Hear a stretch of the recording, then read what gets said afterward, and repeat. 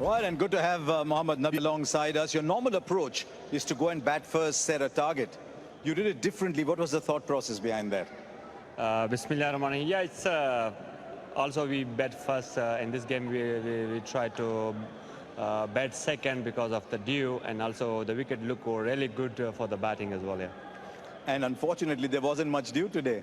Yeah, at the end, wasn't that much dew, but the pitch was proper for the batting. India bat really well in this pitch and put under pressure our bowler here.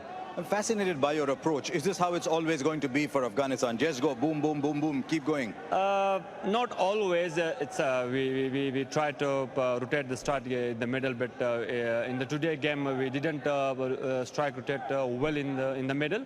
But we throw only wickets. That's why we are under pressure in the game, yeah, in the middle.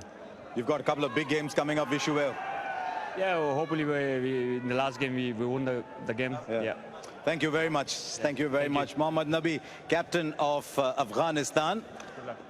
And now time to welcome Virat Kohli. Wasn't too bad batting first then.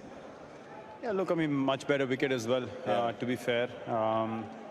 We just spoke about the fact that, you know, in the other two games as well, if we just had 2 overs of that kind of a free-flowing, you know, batting capability that we have. If we had that representation in the last 2 games, couple of overs, then that sends a message across to the opposition that, you know, we're going to put you under the pump, and, you know, when the situation gets tough, we are willing to take a risk. And when we do that, of course, we know how we can play, but sometimes you do give into pressure, and you have to accept that as a side. Do teams spend a lot of time discussing before games like these, given the start that you've had?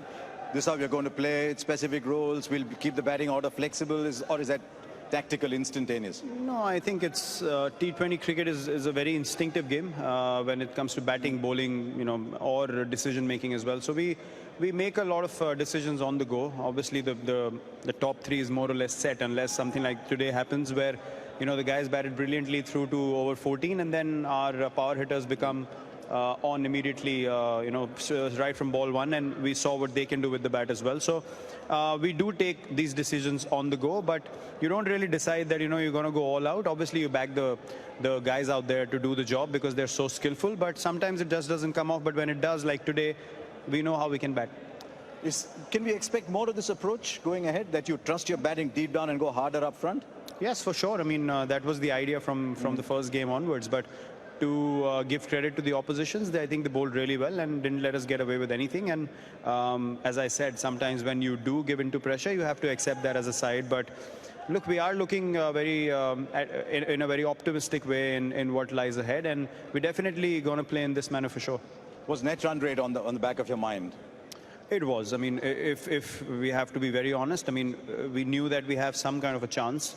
And we spoke in the team meeting before that we have to focus on that chance rather than thinking what has gone bad.